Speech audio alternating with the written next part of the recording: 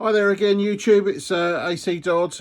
This time I'm going to do a little bit more on mini flywheels, and specifically the pre-verto type, and what to do with a brand new steel one.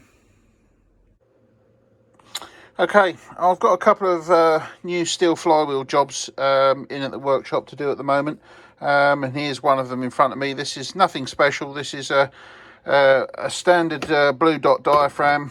It's got a nice new old stock Unipart clutch centre plate. I think that's the Mini Spares road steel flywheel.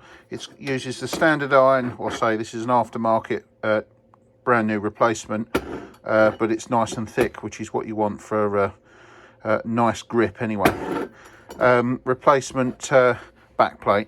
And we've got new drive straps, the spacers, some washers, and obviously a bolt set. These are new, not new bolts, but it doesn't matter. They're in good condition, so we can use them for this flywheel. So the idea about this is just really to show you what happens if you take everything out of a pack and bolt it together. Does it work? Okay, with the units assembled, I've actually got it mounted in the press, and the reason why we're going to do that is because we're going to look at the diaphragm flatness. Now, on a road engine, I like to set these flat so that it gives a little bit less clamping force, but what it actually does is unload the side thrust put on the crank thrust rosters, which greatly increases their service life. So if you're building a road engine, you want to bear this in mind. The good news is I've put this together and it's actually not bad. So the diaphragm is a little bit out, but it's a lot better than I have seen on some other combinations. So this combination of using a new black back plate and an original new old stock clutch has come in pretty close.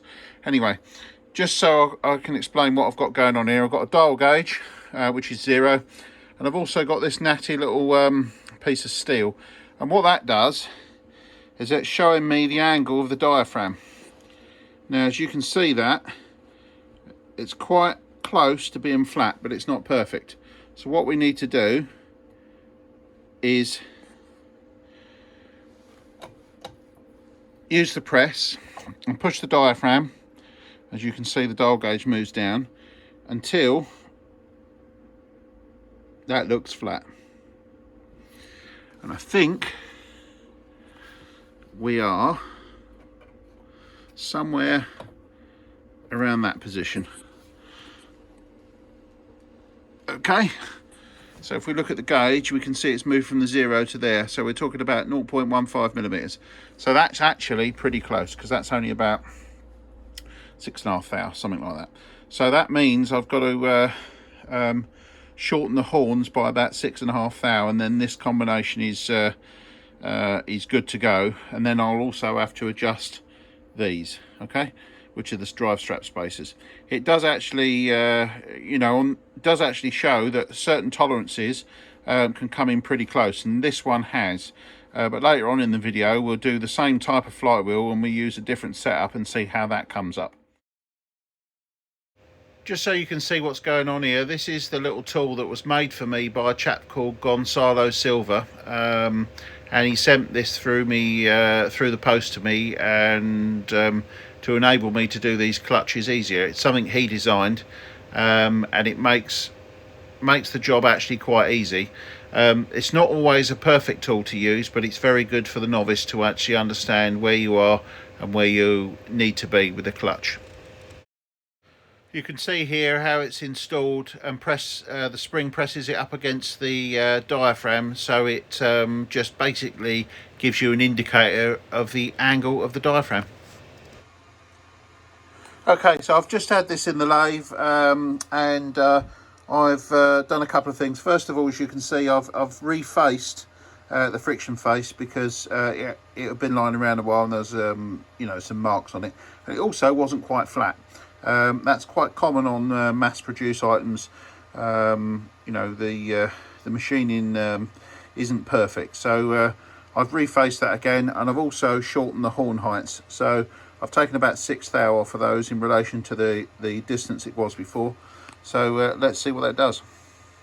One other thing worth mentioning here is the you don't have to have a new back plate. You can simply have your old one refaced, so they come up looking very nice like this one. So just because I've got a new one here, don't let that put you off. One other thing to check for when you're building these clutches is to make sure that when you put the bolts in, they actually go down far enough and they don't bottom out before they clamp the diaphragm on. So one of the things to do is to actually wind them in and see how far they stick up. And in this case, when we turn the diaphragm over, you can see on this diaphragm it's threaded all the way through, and that's because this is an aftermarket one and not an original. Original's not necessarily threaded all the way through. So on this particular diaphragm, what we need to do is to remove that and drill down the shoulder depth a bit further inside. Okay, what I've done here is put it up on the pillar drill and just used a 3/8 drill bit to drill the shoulder depth a little bit deeper in each of the holes. So after drilling, you can see all of them go all the way down, which is just what we need. Okay, so once we've got all that together, I've now got a holding torque of 100 foot-pounds, which is absolutely perfect for the application, because this is going on a little 1100, so there's absolutely no way that that clutch is going to be slipping. You can see with the supplied spacers on this particular setup, they were absolutely spot on. So they're nice and flat, those drive straps, so this flywheel is ready to roll. Second flywheel is exactly the same flywheel, so it's the road steel one from Mini Spares, but this time we're going to fit an orange diaphragm. We're going to have some of the later bolts, flange bolts from Mini Spares. We're going to fit 9 drive straps, and we're going to use an AP rally friction disc, and we're going to use a standard cast iron backplate with it. Let's see how well that goes together and how much changes that needs. Okay, so we got the second flywheel in the press this time. I've got the diaphragm set nice and flat, and from the position we're in now, I think you'll find we've got a long way to go on this diaphragm. So we've got 3 drive straps in. If I release the pressure, and you can count that, so that's 1 millimeter,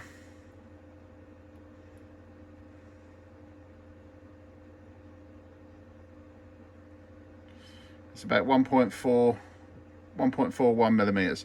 So what that's indicating, and if we now look at the little strap, which indicates how flat the diaphragm is, you can see in its closed position, the press is off there, that diaphragm is way off of being flat, and we have about 1.41 millimeters of material to remove off of those horns to get that somewhere near right. So I know we've got an extra drive strap, but that only accounts for about 30 thou, which is 0.76 of a millimeter. We've actually got 1.41. So what I'm trying to say here is the specification of the parts fitted determines how far you need to adjust the back plate to fit. In order to get a flat diaphragm, you can't just fit parts. You need to measure each application to see each set of parts to see actually where it comes, and then you need to adjust it. All right, so in this case we got 1.41 millimeters to machine off the horns, and then once I do that, you see the drive straps are flat at the moment, but of course they won't be. Those spacers will be much too high, so we're going to have to machine those down as well. So let's get that done. Okay, now I've taken the amount off the horns. You can see the bolts are starting to not go all the way in. So again, what we're going to need to do on here, there's probably just enough clearance, but rather than have it too close, I'm going to run a tap down each one and then put a drill down the to increase the shoulder depth as well. There we go. So with the threads deepened and the shoulder recess deepened, you can see the new bolts go all the way in. Okay, we're back over in the press. That's because I've machined the horns off, but sometimes you get this little issue. So when I put it back in, if you look at the dial gauge, that is now set so the diaphragm's flat. And it's still saying we need about 0.3 of a millimetre off the horns. So the reason why that happens is because this was so far out, the diaphragm wasn't compressing the actual friction disc properly to its full amount. So obviously, as we've now increased that pressure applied to it, that's actually crushed, which means the diaphragm is actually the back plate has actually lifted slightly, and then caused the diaphragm to be still not quite flat. So that's why these clutches are very, very finicky to set up. So you can't just do it once when it's a long way out. You've got to do one measurement, machine it, and then you do a second measurement and then just adjust it to get it absolutely spot on. The other thing to remember as well is we've already, when we went to set up the diaphragm and we took off an appropriate amount, as the pressure's increased, not only is the plate being crushed more, but the back plate is also bowing. So the more we compress it, the more bow we get. So you end up chasing your figures. So as we measure on the press that it was about it was about 50 thou, and then we had to take another measurement, and that was another 0.3 of a millimetre, which is about 12 thou. We're chasing our tail because we've got the extra bow as well as the friction disc compress thickness changing. So this is the back plate with the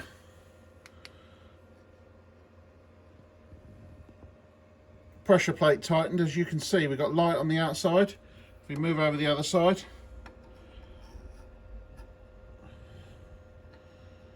it's touching there, and there's actually light on the outside edge. So that's the problem, is the more spring pressure you install, the more bowing you get on these back plates. So that's why it's vitally important that if you want the maximum pressure on these, you must fit a nice thick back plate. Okay, just to give you an idea here, what I've done is I've released the tension off of the diaphragm spring. So what we're left with now is the straight edge on the back plate, and this time if I put a torch behind it, you'll see there's much less light, and that's because it's actually straighter. Right, the last thing we need to do in machining wise is to now check the spacer height. So if we look at the drive strap, you can see that one, that spacer is much too high, and that's angled down. You can see that there. So the next job we need to do is to shorten those spacers.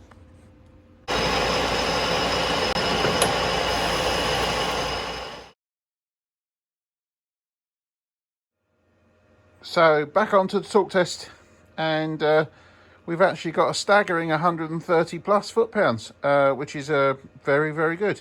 And that's a good sign that we've got a good pressure plate and that all our surfaces are flat, or at least as flat as we can maintain, and that back plate isn't bending enough to worry about. Okay, so hopefully you found that useful, or you got something out of that. I'm not going to show the centre of the diaphragm because that's in a previous video. I'm also not going to show the balancing this time because I'll do a video on that at some point in the future. But suffice to say, the reason why I wanted to do that video was to show you that even with the same flywheels, if you change the specification, then you need to change the way that the diaphragm's set up and how much it's machined off the horns. So one of the reasons why they have to be done is, you know, none of the manufacturers can make these flywheels to suit all occasions. You know, you have to buy one flywheel, and they're all machined the same off a CNC machine, and then you have to set it up to suit the application yourself. So it's just to, I took the opportunity to put this video together because I had two flywheels at the same, just so I could actually demonstrate that to people. So yeah, hope you found it useful.